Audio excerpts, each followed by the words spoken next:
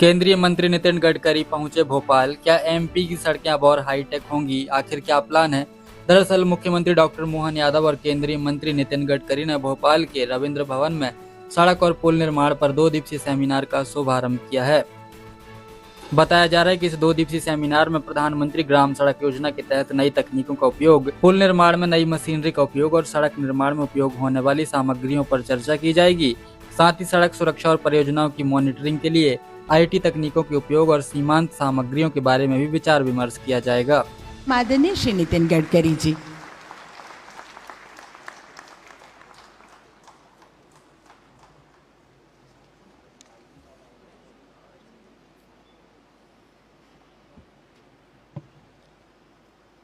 मध्य प्रदेश के लोकप्रिय मुख्यमंत्री मेरे सहयोगी आदरणीय डॉक्टर मोहन यादव जी, अनेक सालों तक पार्लियामेंट में मेरे साथ जिन्होंने काम किया, ऐसे मेरे सहयोगी और पीडब्ल्यू मिनिस्टर आदरणीय राकेश सिंह जी, 1.5 साल तक मेरे विभाग के सचिव के रूप में बहुत अच्छा कार्य जिन्होंने किया और अभी आपके चीफ सेक्रेटरी है, ऐसे आदरणीय अनुराग जैन जी, आदरणीय KC Gupta ACS government of Madhya Pradesh, Avinash Lavania, Chandramohan Thakur ji, Kamlesh Kumar Pipri ji president IRC, SK Nirmal secretary general, Shri S Salunke vice president, Shri Mohit Verma vice president, Shri RK Mehra engineer incharge, Shri SS Baghel और उपस्थित देश भर से आए हुए सभी इंजीनियर्स, एक्सपर्ट्स, भाइयों और बहनों, सबसे पहले मुझे आज इस कार्यक्रम में आने के बाद बहुत खुशी हुई। खुशी इस बात की हुई कि रोड कंस्ट्रक्शन और ब्रिज कंस्ट्रक्शन में जो क्वालिटी है और जो नई नई टेक्नोलॉजी है और उसके बारे में एग्जीक्यूशन करते समय अपने विचार मंथन से क्या सुधार करना चाहिए, कौन सी नई टेक्निक अपनानी चाहिए, इसके लिए IRC ने जो इनिशिएटिव लिया है और आप सब लोग इसमें शरीक हुए हैं, ये निश्चित रूप से बहुत बहुत आनंद और अभिनंदन का विषय है। मैं IRC को और मध्य प्रदेश PWD को बहुत बहुत बधाई देता हूं, धन्यवाद देता हूं। हमारी कोशिश यही है कि क्वालिटी ऑफ कंस्ट्रक्शन को इम्प्रूव करें और कॉस्ट ऑफ कंस्ट्रक्शन को कम करें। हमारे देश में इंफ्रास्ट्रक्चर का महत्व आप सब लोग जानते हैं। हमारे प्रधानमंत्री जी का ये सपना है कि हमारे देश के इकोनॉमी को वर्ल्ड की 3rd लार्जेस्ट इकोनॉमी बनाना है, $5 ट्रिलियन की इकोनॉमी बनाना है और विशेष रूप से आत्मनिर्भर भारत बनाना है। एक्सपोर्ट को बढ़ाना है और इंपोर्ट को कम करना है और ट्रेड, बिजनेस, इंडस्ट्री को बढ़ाकर हमारे देश की ग्रोथ रेट को जैसे बढ़ाना है, वैसे रोजगार का भी निर्माण करके हमारे देश को सुखी, समृद्ध और संपन्न बनाना है। किसी भी देश के विकास में सबसे इंपॉर्टेंट भूमिका किसी की है तो वो इंफ्रास्ट्रक्चर की है। Water, power, transport and communication, 4 चीजें जहां डेवलप होगी वहां ट्रेड, बिजनेस, इंडस्ट्री खड़ी होगी, कैपिटल इन्वेस्टमेंट आएगी और जहां ट्रेड, इंडस्ट्री और बिजनेस खड़ा होगा, कैपिटल इन्वेस्टमेंट आएगी, वहां रोजगार निर्माण होगा और जहां रोजगार निर्माण होगा वहां की गरीबी दूर होगी। और इसलिए इंफ्रास्ट्रक्चर ये हमारे सरकार की, आदरणीय प्रधानमंत्री जी की सबसे हाईएस्ट प्रायोरिटी है और इसलिए हमें वर्ल्ड में जो सक्सेसफुल प्रैक्टिसेस है और हमारे देश में जो अच्छे प्रयोग है, उस प्रयोग को स्वीकार कर हमें इस सेक्टर को क्वालिटेटिव बनाना है। मैं अपने लाइफ में 2 बातें बहुत याद रखता हूं। पहली बात है कि knowledge as a power, innovation, entrepreneurship, science, technology, research, skill and successful practices, we name it as knowledge, and conversion of knowledge into wealth is the future. और ये जो नॉलेज है आपको आपके महाविद्यालय में, इंजीनियरिंग कॉलेज में, आईआईटी में तो मिला है, पर इस नॉलेज का उपयोग करके ओनरशिप के साथ अगर आपकी विजन क्वालिटेटिव होगी, जो अच्छी बातें उसको स्वीकारते हुए आगे जाएगी, तो देश के भविष्य को बदलने की आपकी ताकत है। आप हमारे आधुनिक भारत के शिल्पकार हैं, विश्वकर्मा हैं, और इसलिए आपका रोल बहुत महत्वपूर्ण है। और इसलिए स्वाभाविक रूप से आपके अनुभव से हमें इंफ्रास्ट्रक्चर डेवलपमेंट में आप सबका योगदान बहुत बड़ा है। कभी कभी मंत्री होने के नाते बहुत सी बातों का क्रेडिट मिलता है हमको, और इसलिए लोगों को लगता है कि ये रोड इन्होंने बनाया। मैं थोड़ी रोड बनाने के लिए आता हूँ, ये रोड तो आप काम करते हैं, और इसलिए जब आप अच्छा काम करते हैं तो उसका क्रेडिट मिलता है, और जब गड्ढे पड़ते हैं तो भी हमको डिस्क्रेडिट भी मिलता है। लोग तुरंत सोशल मीडिया पे ठोकने के लिए भी आगे पीछे नहीं देखते हैं। तो इसलिए ये जो आपने सबने मिलकर जो काम किया है, उसके कारण कभी कभी ये जो अच्छी बात है, क्रेडिट है, वो हमको मिलता है। मैं मैनेजमेंट का विद्यार्थी हूँ, वैसे बहुत इंटेलिजेंट नहीं हूँ, पर मैं एक मैनेजमेंट में एक बात बहुत अच्छी तरीके से सीखा कि ए नाम के व्यक्ति ने ए स्क्वायर काम किया और बी नाम के व्यक्ति ने बी स्क्वायर काम किया, तो total work is A square plus B square.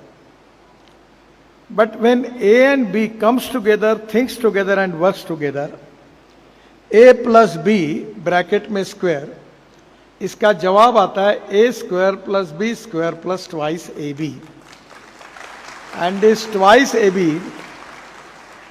is a result of collective team spirit. We need to establish coordination, cooperation and communication between the stakeholders. जब हम बैठेंगे, चर्चा करेंगे, तो बहुत अच्छे अच्छे सुझाव मिलते हैं। मैं अक्सर हमारे सहयोगी को कहता हूं कि no one is perfect and no one can claim that he is perfect. उत्तम, अधिक उत्तम, सर्वोत्तम up to infinity. You cannot catch your own image. और इसलिए जो जो छोटे छोटे लोग भी होते हैं, वो भी अच्छी अच्छी बातें बताते हैं, और जो अच्छी बातें बताते हैं उसके ऊपर किसी का पेटेंट नहीं है, तो उसको स्वीकारना, और हमारी कुछ कमियां लोग ध्यान में लाकर देते तो उसको निश्चित रूप से कम करने की कोशिश करना, that is to be the best way for success. और इसलिए knowledge is very important, knowledge as a power is most important. और दूसरी एक बात जो है, वो जो मैं अक्सर याद रखता हूं, वो है वेस्ट टू वेल्थ। मैं अक्सर ये बात पे विश्वास रखता हूं कि no material is waste and no person is waste. It is depending upon the appropriate technology and appropriate vision of the leadership that you can convert waste into wealth. अभी कुछ दिन पहले हमारे म्यूनिसिपल कॉरपोरेशन के पास 450 एकड़ जगह dump yard की थी। अब हमने टेक्नोलॉजी लाई, गंदा पानी जो था वो बेच दिया, तो 300 करोड़ रुपए साल के मिलते, शुद्ध करके गवर्नमेंट ऑफ महाराष्ट्र को पावर जनरेशन को दिया। लोग टॉयलेट में पानी डालते, हमको पैसे मिलते हैं 300 करोड़ साल के। फिर कचरे में हमने उसको सेग्रीगेट किया और एक बहुत अच्छी टेक्नोलॉजी लाई, ग्लास, मेटल और प्लास्टिक को रिसाइकलिंग हुआ, और जो ऑर्गेनिक वेस्ट थे वो बायोडाइजेस्टर में डाल के उसे मीथेन बनाकर बायो सीएनजी बन गया, तो गैस बन गया। तो कचरे के लिए इतनी जगह ही लगती नहीं थी। फिर मेरे मन में आया, मैं हमारे कमिश्नर को कहा कि हमारा शहर एजुकेशनल हब बनना चाहिए। तो मैं पूना में, मेरे बड़े अच्छे संबंध है, सिम्बोसिस करके यूनिवर्सिटी है, उनके मुजुमदार करके चेयरमैन थे, उनको मैंने कहा मुजुमदार साहब आपको मेरे लिए एक बात करनी होगी। बोले क्या करना है? मैंने नागपुर में आपका कैंपस खोलिए। तो उन्होंने कहा कि एक कंडीशन पे खोलूंगा, अगर आप मुझे जगह दोगे तो मैंने आने के बाद सोचा कि जगह कहाँ मिलेगी शहर में, तो ये डंप यार्ड खाली हुआ था। तो मैंने हमारे कमिश्नर को कहा कि एक टेक्निकल क्वालिफिकेशन लेकर एक टेंडर निकालो, और ₹1 के लीज पर 110 एकड़ जगह हमने 30 साल के लिए सिम्बोसिस को दी। और फिर सिम्बोसिस में मुजम्मदार साहब और उनके लड़की को कहा कि डिज़ाइन मेरे बिना नहीं मंजूर करना, आर्किटेक्ट मैं सिलेक्ट करूंगा। और मेरे मित्र है मुंबई में, मैं काफ़ी दिनों तक था ऑफिस कॉन्ट्रैक्टर करके, he is prove to be the one of the best architect in the country. तो मैंने उनको फ़ोन किया, और वैसे भी उनको पहले मैंने हमारे म्यूनिसिपल कॉरपोरेशन में काम करने के लिए बुलाया। तो कभी कभी वो मुझे कहते कि नितिन जी तुमने मुझे कहाँ फंसाया।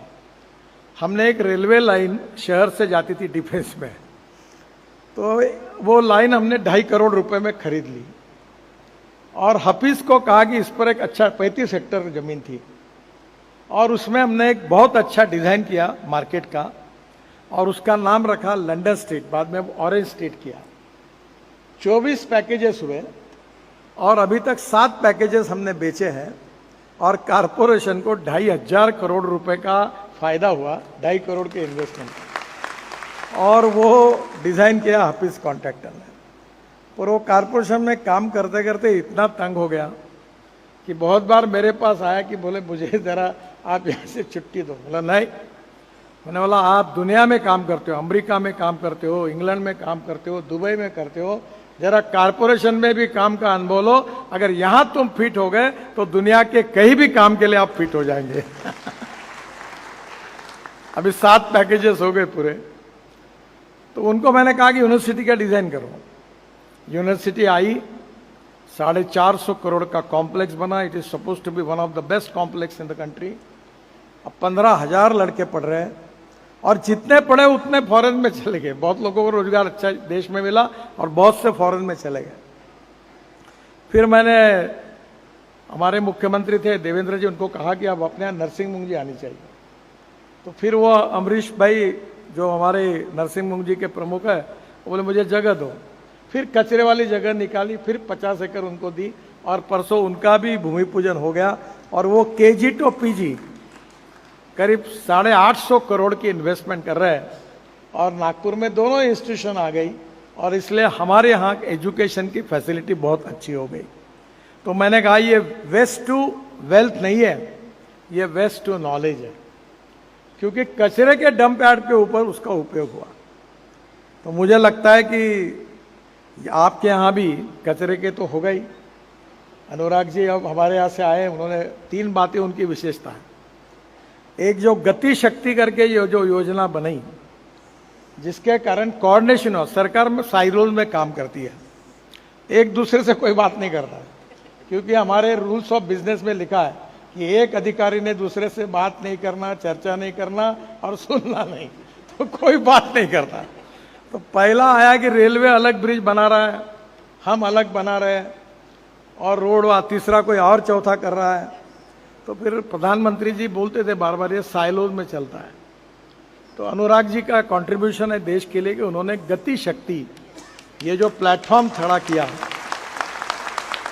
अब इसके कारण हमको सब समझ जाता है। और जो उन्होंने उनके भाषण में कहा, आप जिस स्टेट से आए हो, ये गति शक्ति को, इस सॉफ्टवेयर को ले जाकर आप इसकी शुरुआत करिए।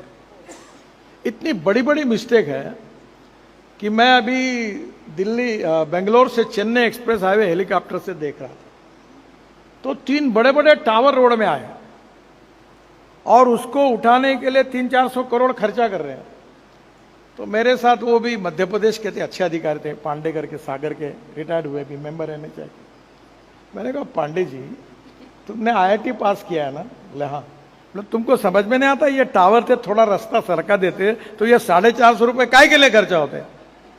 बोले साहब आप सही है, पर ये DPR वालों ने गलती की। ये DPR वाले तो इतने महान लोग हैं कि एक एक जन को पद्मश्री और पद्म विभूषण नहीं देना चाहिए। पहले कितने गंदे काम हो सकते हैं, कितने इंजीनियरिंग पॉइंट ऑफ व्यू, कोई घर में बैठ के गूगल पे ही प्लान करते हैं। आई एम सॉरी अगर उनमें से कुछ हो गए तो उनकी क्षमा मांगता हूं। भाई पैसा 2 पैसे ज्यादा लो, काम परफेक्ट करो ना। और हम सब जो हमारा चलता है मिनिस्ट्री का झंझट, अनुराग जी और हमको ये नया ईओटी दो, एक्सटेंशन ऑफ वर्क दो, एडिशनल स्कोप ऑफ वर्क करो, पूरा डीपीआर गलत, अलाइनमेंट गलत, और हम यही करते करते हमारी सब समय चला जाता है। तो पहली बात परफेक्शन इन डीपीआर, और इसलिए हमारे जो पीडीआरओ होते हैं और आपके एग्जीक्यूटिव इंजीनियर, डेप्यूटी इंजीनियर होते हैं, वो कोई भी रोड प्रोजेक्ट करने के पहले कभी साइट पर जाते हैं क्या? देखते हैं क्या उसको? कहाँ मंदिर आ रही, कहाँ मस्जिद आ रही, पूरा रोड बना दे और मस्जिद और मंदिर के सामने काम बंद कर देते, और फिर हमारे पास आते, साहब इसको कैसे निकालना। अरे भाई पहले ध्यान में आता तो रोड बाजू से ले जाते थे। इसका कारण वो गूगल पे बैठ कर तय होता है। तो पहली बात यह है कि ओनरशिप चाहिए। तो मैं आपसे अनुरोध करूंगा कि ये जो हमारा डीपीआर जो है, डिटेल प्रोजेक्ट रिपोर्ट, मैं आदरणीय मुख्यमंत्री और हमारे पीडब्ल्यू मिनिस्टर को कहूंगा कि आपके पास आईआईटी भी होंगी, इंजीनियरिंग कॉलेज भी होंगे, इनके सिविल इंजीनियरिंग डिपार्टमेंट 5-10 लाख रुपए बच्चे को भी अनुभव मिलेगा, उनको बोलो कि ये डीपीआर चेक करो। और आपको ये डीपीआर अगर चेक होगा तो बहुत सी गलतियां ध्यान में आ जाएगी, जिसके कारण फ्यूचर के प्रॉब्लम नहीं आएंगे।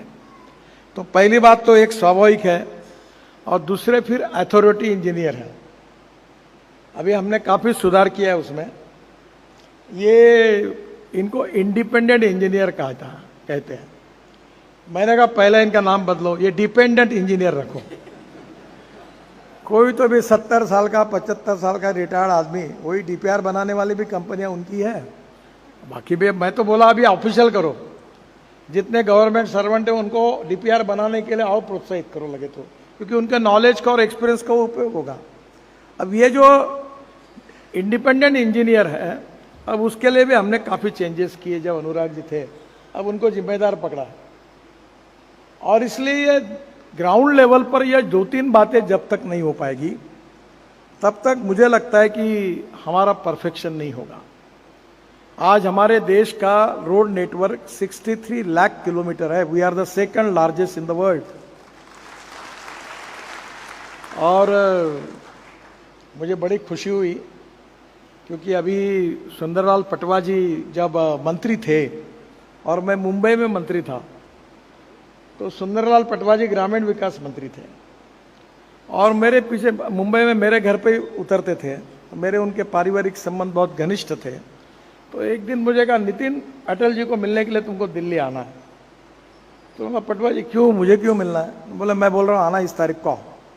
मैं कुछ बोल नहीं पाया, मैं बोला आता हूँ। मैं अटल जी के पास गया, और उन्हें पहले बात करके रखी थी, और अटल जी ने मुझे कहा कि तुमने वो शहरों में बहुत काम किया, फ्लाईओवर वगैरह, तुम ये प्रधानमंत्री, ये जो ग्राम सड़क योजना है गांव को जोड़ने वाली, ये तुम बनो।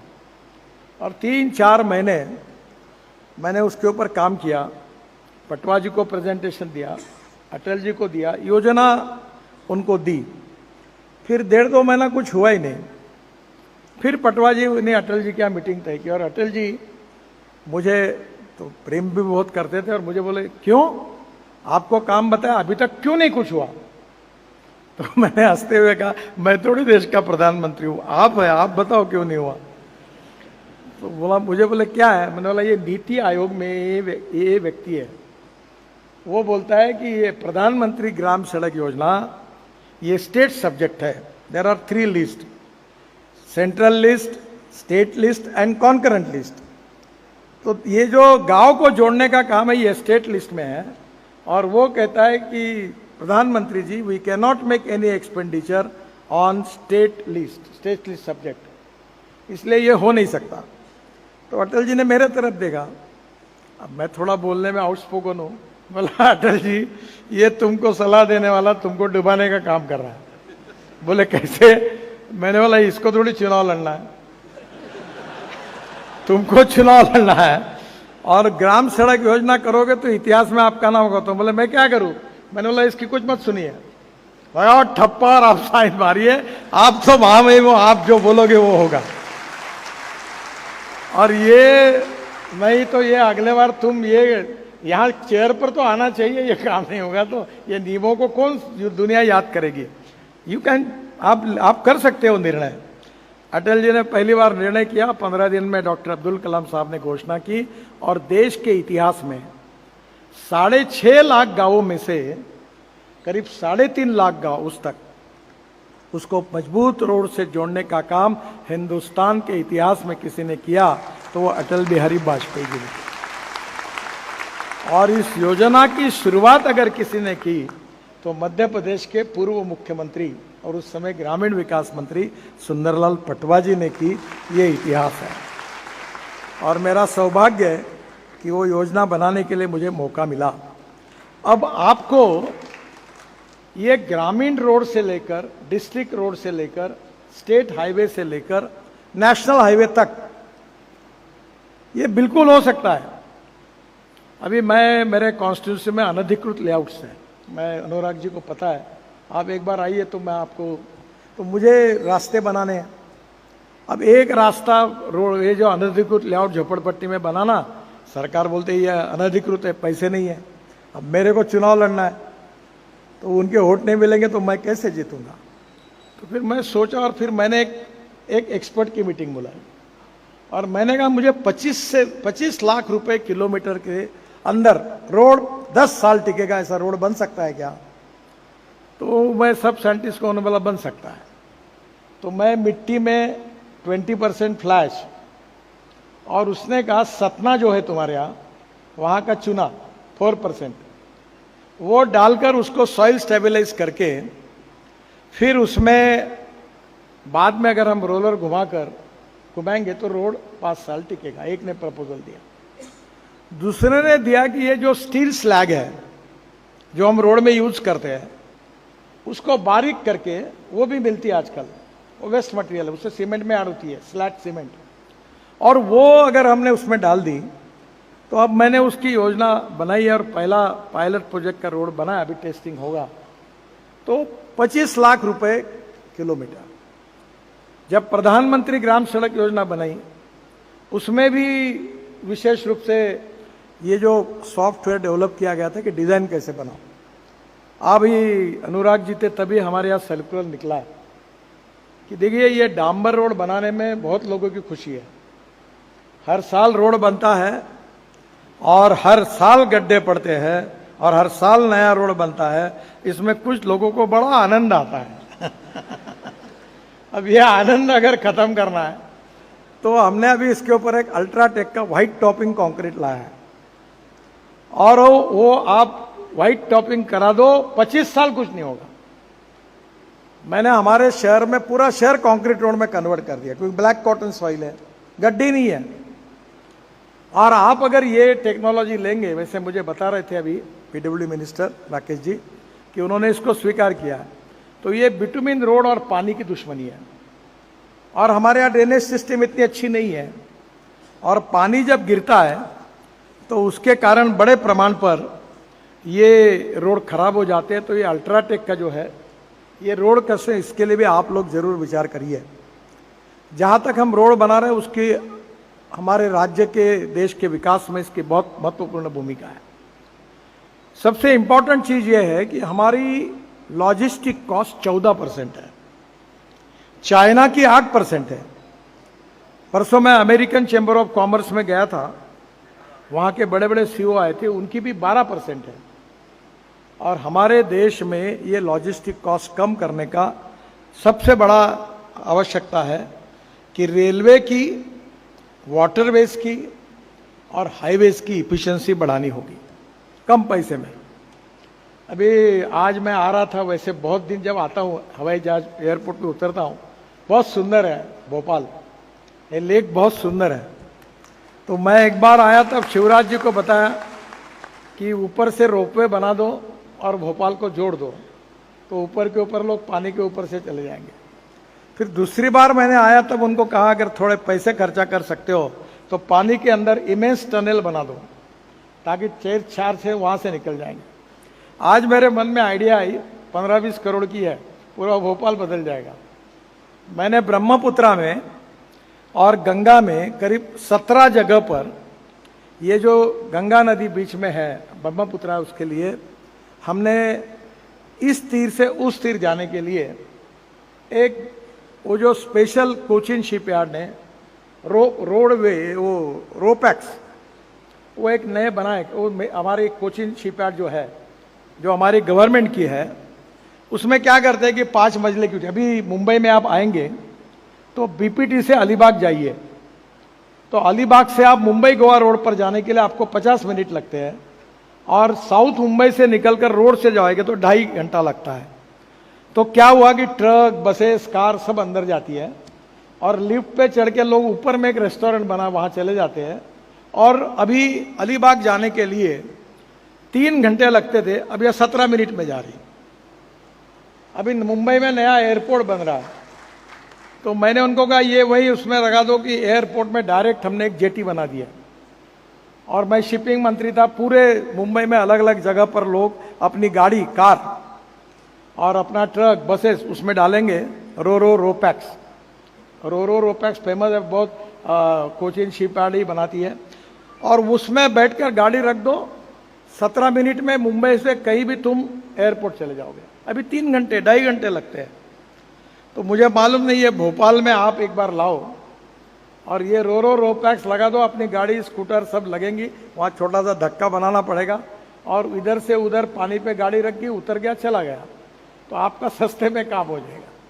ये टेक्नोलॉजी में जो इनोवेशंस है, जैसे गंगा के ऊपर, ब्रह्मपुत्रा के ऊपर, ये निकलकर ब्रिज एकदम दूर है, तो 135-200 किलोमीटर घूम के आना पड़ता था, अब डायरेक्ट ये रोपैक्स के कारण लोग जा रहे हैं। तो ये जो नई नई टेक्नोलॉजी और इनोवेशंस है ये, और अभी आपको तो 2 दिन पहले मैं गया था, आपका भेल भोपाल में है ना, वो उनका मिथेनॉल की कॉन्फ्रेंस का उद्घाटन मैंने किया, जनरल मानकेशा ऑडिटोरियम जो है उधर हमारे डिफेंस का, वहाँ। अब इन्होंने एक टेक्नोलॉजी तैयार की है भेल ने, उन्होंने जो कार्बन डाइऑक्साइड निकलता है उससे मिथेनॉल बनाया, और हमारे यहाँ मैंने बेंगलोर में कर्नाटक स्टेट कारपोरेशन की 25 बसेस 15% मिथेनॉल डाल के अच्छी चलाई, एक सक्सेसफुल हुआ।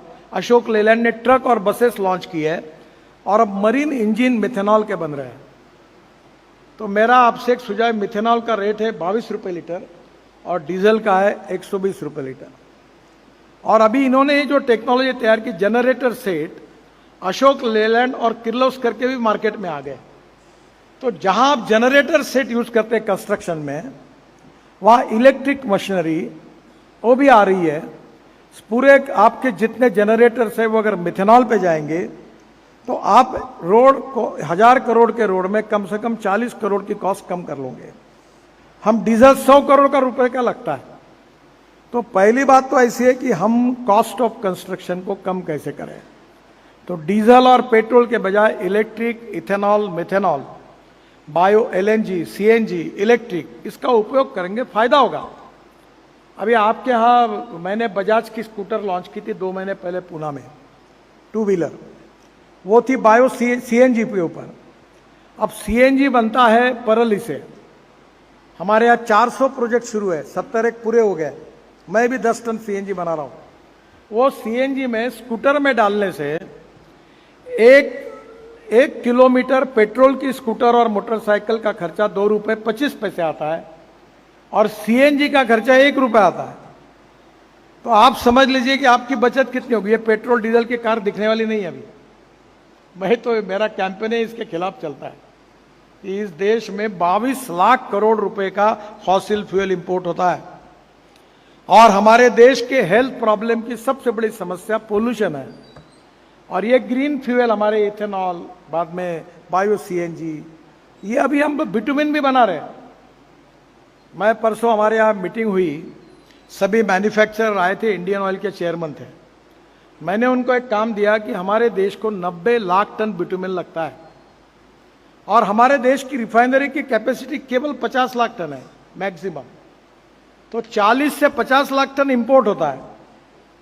तो मैंने इंडियन ऑयल और बाकी सब रिफाइनरी को बोला कि आप क्या प्रयोग करो, आप ही करो, कि 7% प्लास्टिक आप बिटुमिन में डालो, और जो यूज टायर है दुनिया भर के वो देश में लाओ, उसकी रबर की पाउडर निकालो, 20 रुपए किलो मिलेगी, वो 15% डालो, और अभी जो परली से राइस स्ट्रॉ बन रहा है, परली से ये जो इथेनॉल बन रहा है, उसमें से लिग्नन करके 35% मटेरियल निकलता है और उसका भाव भी 10-15 रुपए किलो है।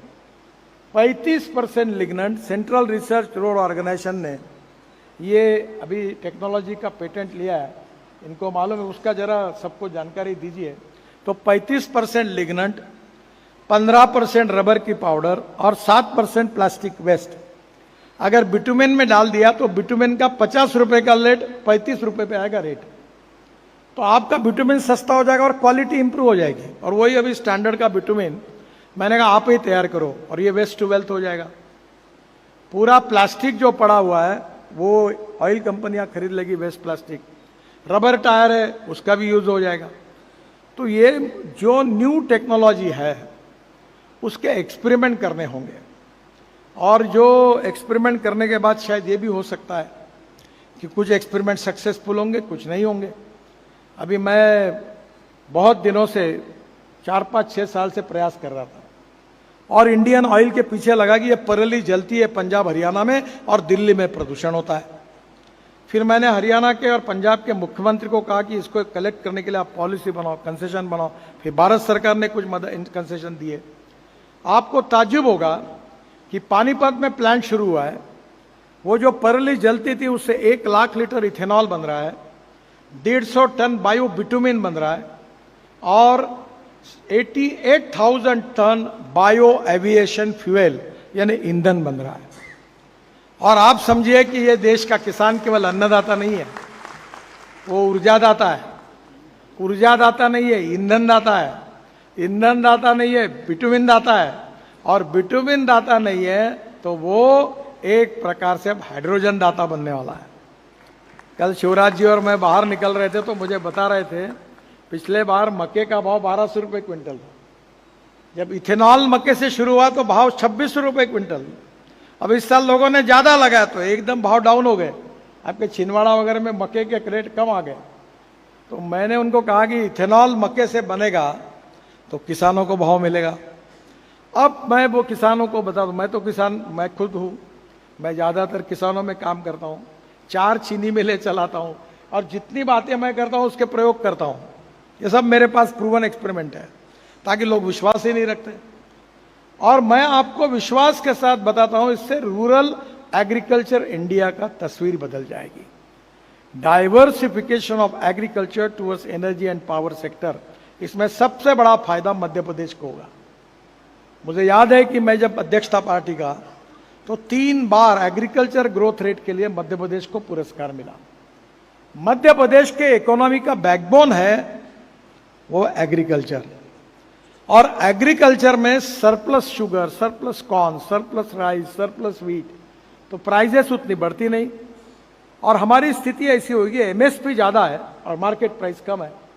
तो ये इक्विलिब्रियम मेंटेन करने के लिए अगर हम ये प्रयोग करेंगे तो किसानों का इनकम दुगना नहीं 3 गुना बढ़ेगा। तो मैं कंस्ट्रक्शन में अल्टरनेटिव फ्यूल और बायो फ्यूल का उपयोग करने के लिए आप जरूर प्रोत्साहित करिए। ये भी एक रिक्वेस्ट आपको करूंगा। हम लोग ग्रीनफील्ड एक्सप्रेसवे बना रहे हैं। टूरिज्म के लिए, रिलीजियस टूरिज्म में हम लोग 4 धाम, बुद्ध सर्किट बना लिया 24,000 करोड़ का। राम वन गमन मार्ग 28,000 करोड़ के सब रोड बन रहे। कैलाश मानस सरोवर तक हिंदुस्तान से, पिथौरागढ़ से रोड बना रहे, 85% काम हो गया। हम महाराष्ट्र में हमारे पंढरपुर को देव आळंदी से एक पालकी मार्ग 12,000 करोड़ का बन रहा है। बेट द्वारका का बना। आपके यहाँ के जो रिलीजियस जगह पर है वहां अगर अच्छे रोड बनेंगे, वहां अगर अच्छे वॉशरूम्स होंगे, रोड साइड एम्यूनिटीज होगी, तो मैं आपको और एक बात के लिए अनुरोध करूंगा कि हम 670 रोड साइड एम्यूनिटीज बना रहे हैं। पेट्रोल, डीजल, वॉशरूम्स अच्छी, इतना उसमें अच्छा किया है कि छोटे बच्चों को दूध पिलाने के लिए माँ के लिए भी रूम बनाई है और पार्किंग है। और उस राज्य का हैंडलूम, हैंडीक्राफ्ट, फूड वहां मिलेगा, पार्किंग अच्छा होगा। फिर मेरे ध्यान में आया कि जब रोड बदल जाता है तो बीच में कहीं 2 एकड़, कहीं 1 एकड़, कोई 3 एकड़ जगह इसे खूब पड़ी है हमारे पास। अभी अनुराग जी थे तभी इसको पॉलिसी को हम सफर करके हमने मान्यता दी है। अब वहाँ charging station, gas station, petrol diesel का स्टेशन, उसके साथ साथ वहाँ एक रेस्टोरेंट, पार्किंग, ये आप अगर करेंगे तो मध्य प्रदेश वॉशरूम्स होगी तो नए रोजगार भी निर्माण होंगे और लोगों को भी सुविधा मिलेगी। हम लोग 350 रोपवेज भी बना रहे हैं और मुझे लगता है कि इसमें भी आप सब लोगों का काफ़ी फायदा होगा और मध्य प्रदेश की इकोनॉमी में इसका उपयोग होगा। बाकी भी राज्य इसके ऊपर जरूर काम करें, यही मेरा आपको सुझाव है। अगर रोड अच्छे बनेंगे और फ्यूल अच्छी आएगी तो लॉजिस्टिक कॉस्ट सिंगल डिजिट में आएगी, 9% पे आएगी। अगर लॉजिस्टिक कॉस्ट अगर 9% आएगी तो हमारा एक्सपोर्ट 1.5 गुना बढ़ेगा, तो हमारे देश की इकोनॉमी ग्रोथ एकदम बदल जाएगी। तो रोड से ग्रोथ और प्रोग्रेस, पथ ऑफ प्रोग्रेस, ये रोड है और इसलिए निश्चित रूप से आप लोग विचार करिए। और एक आपका विषय है, इस पर भी शायद आप विचार करेंगे, जो इनोवेशन में use of ultra high performance reinforce cement concrete, ये क्या है? अभी जैसे आप ब्रिज बनाते हैं या ये बिल्डिंग बनाते हैं तो 2 पिलर है मेट्रो में, और इसमें 2 पिलर के बीच का डिस्टेंस हमारे देश में मैक्सिमम 30 मीटर है। अगर इसकी फैक्ट्री अब सब जगह खुल रही है, अगर ये बनाया तो इसके ऊपर जो ब्रिज दोनों पियर है, दोनों हमारे जहां बीम पियर बन रहे हैं, उसके बीच में डिस्टेंस अगर हमने 100 मीटर तक गए अभी, और उसके ऊपर में हम 100 मीटर तक अगर जाएंगे तो कॉस्ट एकदम 20% कम, 25% कम हो जाएगी। और ऊपर का जो बीम है वो स्टील फाइबर में कास्ट होता है, तो मुझे लगता है कि हमारी कॉस्ट 20% कम हो जाएगी without compromise with the quality. और अभी हमने द्वारका एक्सप्रेस हाईवे बनाया और नागपुर में भी बनाया कि नीचे में रोड, ऊपर में रेलवे है जो भोपाल से जाती है ना चेन्नई की तरफ, तो हमारे यहाँ, हाँ ये है, ये नीचे में रोड है, बाद में रेलवे है, बाद में इसके बाद हाईवे है, ब्रिज है और उसके ऊपर मेट्रो है। यानी एक जगह पर 4 चीजें बन गई। तो एक कॉस्ट, यही गति शक्ति का भी पर्पज है। और एक पिलर पर बनता है, ऐसे नागपुर में 3 बने हैं और अब पूना में और चेन्नई में भी हम बना रहे हैं कि एक ही पिलर होगा और उसमें नीचे में रोड, ऊपर में ब्रिज, उसके ऊपर में ब्रिज, उसके ऊपर में मेट्रो, और कॉस्ट एकदम कम हो जाएगी। क्योंकि ये आप अगर एक रेलवे अलग बनाएंगे मेट्रो की और एक रोड तो 200 रुपये लगेंगे, और अगर एक ही ब्रिज पर दोनों बनाएंगे तो 130 रुपये में काम होगा, केवल 30 रुपये बढ़ेंगे। ये देखो, ये ऊपर में मेट्रो है, नीचे में ब्रिज है, उसके नीचे में रोड है। तो ये इसमें अगर हमने ये टेक्नोलॉजी यूज की अल्ट्रा हाई परफॉर्मेंस कंक्रीट वाली, रीइंफोर्स सीमेंट कंक्रीट की, तो डिस्टेंस बढ़ जाएगा जो इसमें नहीं है। उस समय ये टेक्नोलॉजी नहीं थी, ये मलेशिया की थी। मैंने मुंबई आईआईटी के चीफ, ये जो इंचार्ज थे रवि सिन्हा, उनके साथ कुछ लोगों को मलेशिया और सिंगापुर भेजा। टेक्नोलॉजी है, आईआरसी ने उसको मान्यता दी है और ये एक ही पियर पर होगा, तो ये हमारी बहुत बड़ी कॉस्ट इसमें बच सकती है। एक मेरे को आपको रिक्वेस्ट करनी है कि रोड के लिए एग्रीगेट नहीं मिलता, तो 2 चीजें आप करिए कि जिन शहरों में जितना कचरा है, ये स्वच्छ भारत अभियान, जितना कचरा है उसको सेग्रीगेट करिए और रोड में डाल दीजिए। अभी तक हमने 80 लाख टन कचरा डाला है। दिल्ली में गाजीपुर करके माउंटेन है, उसकी हाइट 7 मीटर कम हो गई दिल्ली मुंबई हाईवे में, और UR2 में चंडीगढ़ में, बाद में हमने अहमदाबाद डोलोरो में कचरा डाल दिया। पूरे मध्य प्रदेश के नगर परिषद और म्यूनिसिपल कॉर्पोरेशन और पूरे देश में जो कचरा है उसको उठाइए, सेग्रीगेट करिए और रोड में डालिए। तो पहले कचरा डालने से इकोलॉजी एंड एनवायरनमेंट को प्रोटेक्ट करेंगे। दूसरा जो मेरा प्रिय विषय है वो अभी हमने महाराष्ट्र में 1000 अमृत सरोवर बनाए। आप एक बार हमारे यहाँ अकोला में पंजाबराव कृषि विद्यापीठ में 36 तालाब बनाए और वहाँ 350 एकड़, ये भी देखो, ये मिट्टी मुरम हमारे को रोड के काम में आता है। ये फुकट में काम कर रहे हैं हम लोग NHI की तरफ से।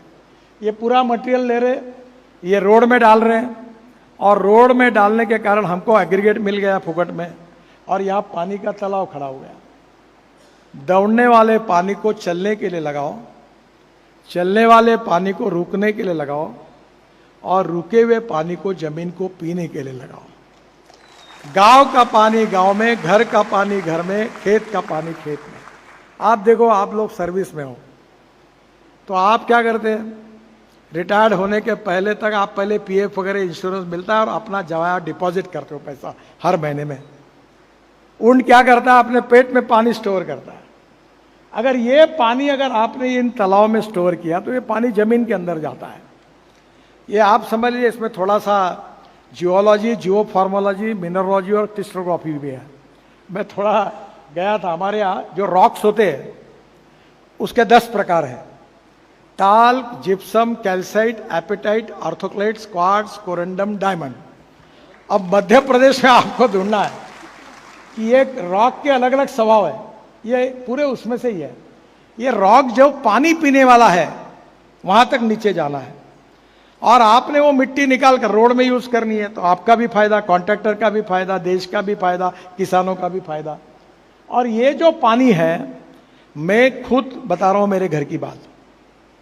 मेरे यहाँ 60 एकड़ खेती है। 1 घंटा मार्च मई में कुआं चलता था।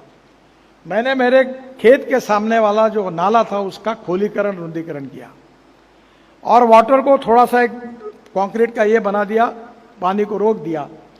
अब मेरे यहाँ 7.5 हॉर्स पावर के 3 पंप है और मेरा 60 एकड़ जमीन फुल इरिगेटेड है और कम से कम 2.5 करोड़ रुपए का इनकम होता है और मैं पूरा इरिगेशन हो गया।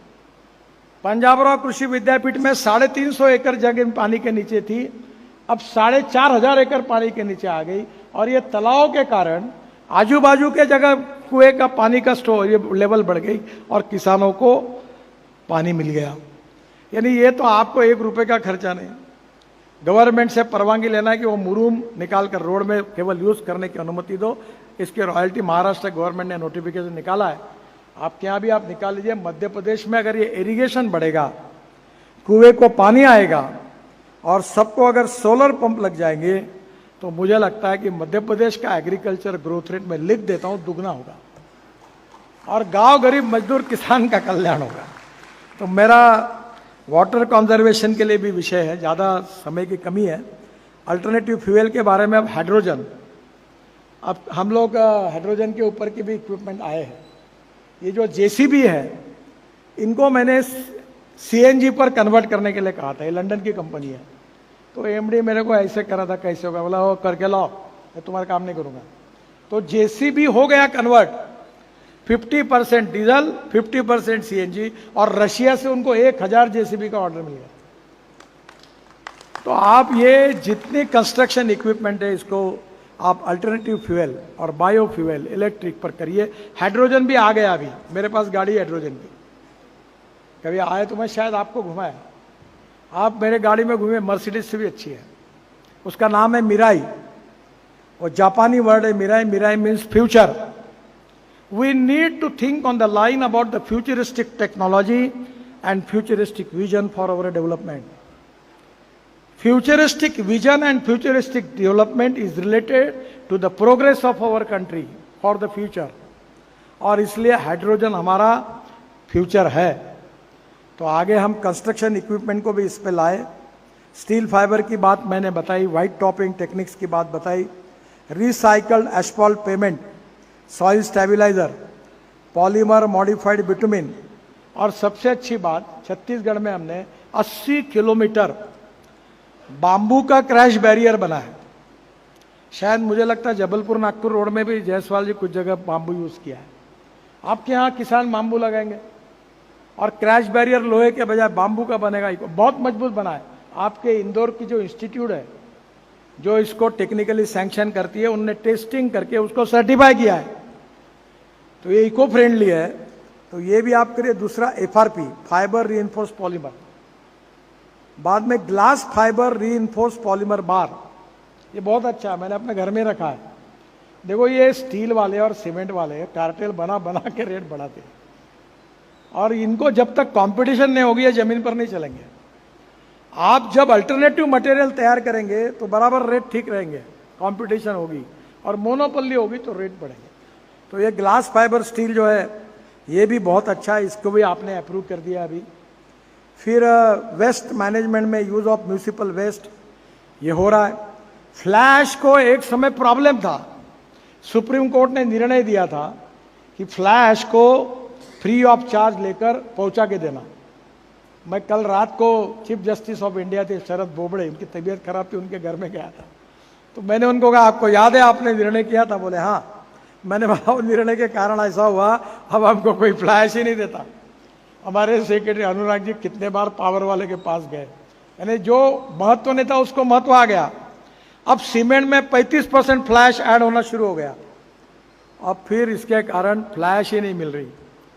तो ये जो अल्टरनेटिव है फ्लैश जहाँ अवेलेबल है उसका यूज़ करना, रबराइज और प्लास्टिक और बायोबिटुमिन का यूज़ करना, जो तो हम करेंगे, आपको बताएंगे। मोर इम्पॉर्टेंट थिंग, रोड पर प्लांटेशन करना। ये देखिए हम लोग 40% पोल्यूशन देश का ये रोड वाले करते हैं। हमारे नेशनल हाईवे में इतने बड़े प्रमाण पर ट्रैफिक बढ़ रहा, रोड गाड़ियां, मैं तो मजाक में कहता हूं कि हिंदुस्तान में भगवान ने देन दी है, दो बातों का एक्सपर्टाइज है, how to increase population and how to increase the number of automobile. दोनों भीड़ के काम कर रहे हैं। और पोल्यूशन 22 लाख करोड़ का इंपोर्ट हो रहा है, और हमारे यहाँ, आपके यहाँ तो कम है, अभी धीरे धीरे एयर पोल्यूशन की समस्या आएगी। तो एक बात हमको इसके बारे में गंभीरता से सोचना होगा।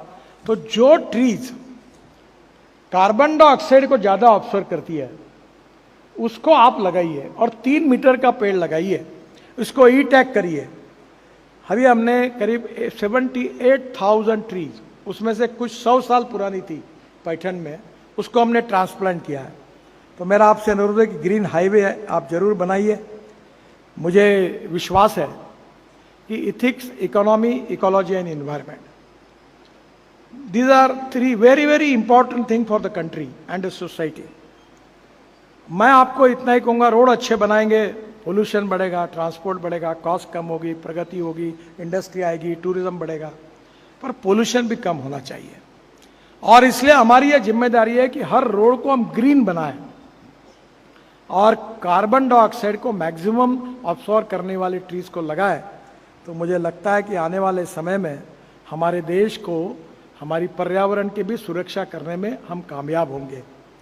नए नए प्रयोग करना, 4 प्रयोग फंसते हैं, 4 चलते हैं।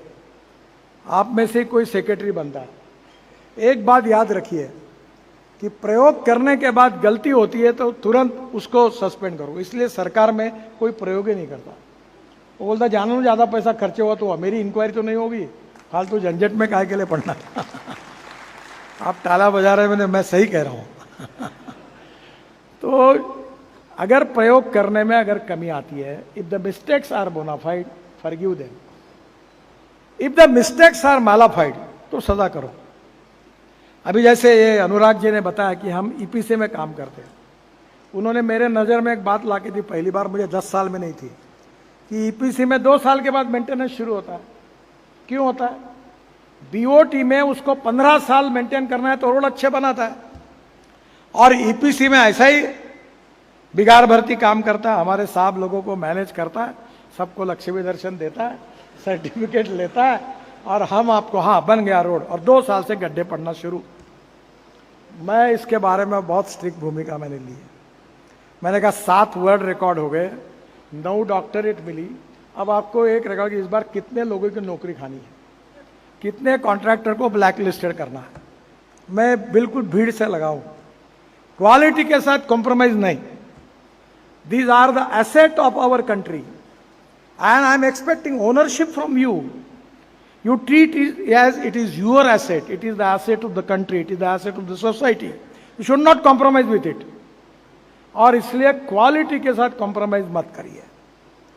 और अच्छी क्वालिटी रहने के लिए अनुराग जी जब तभी हमने निर्णय किया कि ईपीसी में भी काम करेंगे तो डिफेक्ट लायबिलिटी 10 साल की होगी।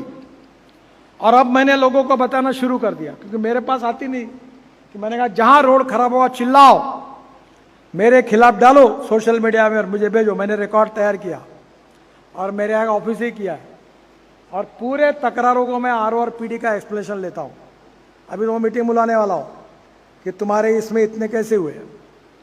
2 चीज़ों के, कि क्वालिटी नो कॉम्प्रोमाइज, और दूसरी बात रोड एक्सीडेंट्स। ये रोड एक्सीडेंट में 1,73,000 लोग मरते हैं। 18 से 34 एज ग्रुप में 60% मरते हैं। मेरा भी एक्सीडेंट हुआ था। मेहरबानी करिए, 3% देश का जीडीपी का नुकसान होता है। यंग लड़के, डॉक्टर, इंजीनियर बेचारे चले जाते हैं। उस परिवार पर क्या बीती होगी। और रोड एक्सीडेंट में जो प्रॉब्लम है, एक तो रोड इंजीनियरिंग का प्रॉब्लम, ऑटोमोबाइल इंजीनियरिंग का प्रॉब्लम, एनफोर्समेंट का प्रॉब्लम, लॉ का। हमारे लोगों को कानून के प्रति डर और सम्मान भी सिखाना पड़ेगा। और दूसरी इंपॉर्टेंट चीज़ है, लोगों को समझाने का काम भी करना पड़ेगा एजुकेशनल इंस्टीट्यूशन में। बच्चों को सिखाना होगा।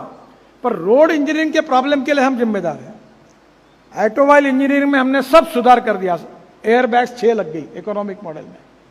मेरा आपसे रिक्वेस्ट है कि आपके रोड पर जहां एक्सीडेंट होता है उसको sensitive, social consciousness, social responsibility and social sensitiveness is the most important thing for human being.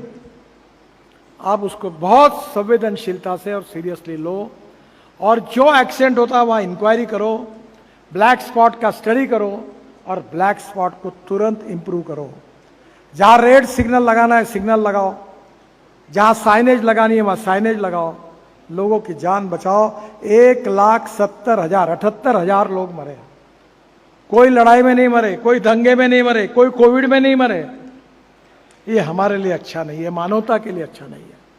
आपके क्षेत्र में आप जहां काम करते हो वहां हमारे रोड को एक्सीडेंट प्रूफ, कोई एक्सीडेंट नहीं हो, रोड इंजीनियरिंग के कारण इसकी चिंता के लिए आपकी ओनरशिप, आपका सहयोग, आपकी सजगता, आपकी जागरूकता, आपका सेंसिटिवनेस, आपकी जिम्मेदारी, ये बहुत इंपॉर्टेंट है। तो मेरा विश्वास है कि क्वालिटी एंड रोड एक्सीडेंट, इसके लिए अपना स्वभाव बनाओ और इसके साथ कोई कॉम्प्रोमाइज मत करो। और ये 2 चीज़ें होगी तो निश्चित रूप से जिसको एक सस्टेनेबल लाइफ हमारे लोगों को हम दे सकेंगे।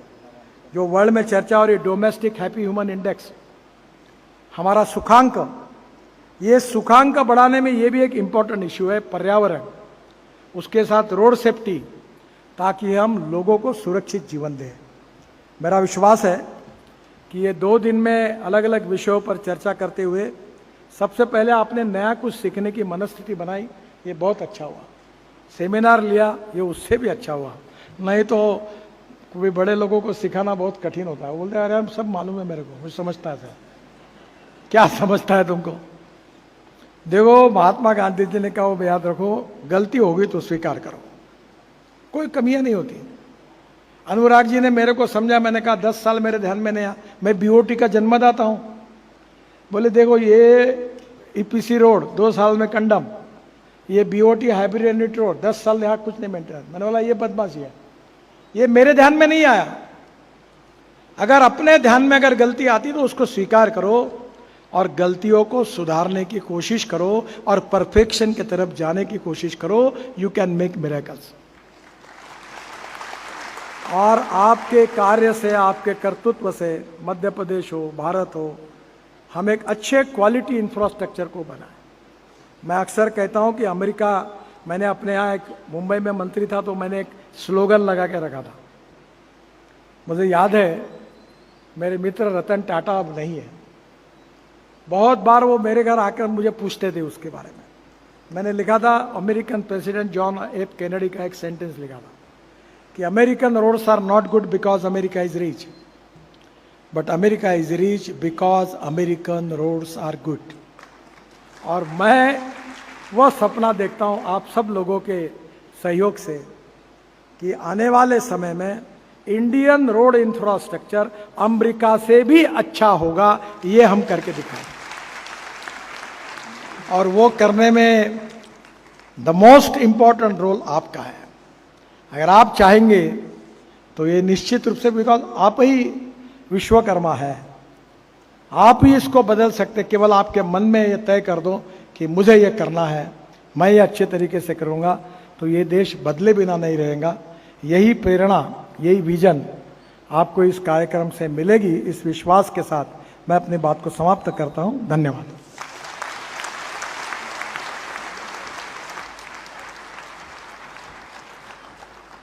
बहुत बहुत धन्यवाद माननीय। It is your eye for details that makes you a visionary and a statesman at that. Thank you very much. May I now request Shri S.S. Salunke ji, Vice President IRC, to kindly propose a vote of thanks.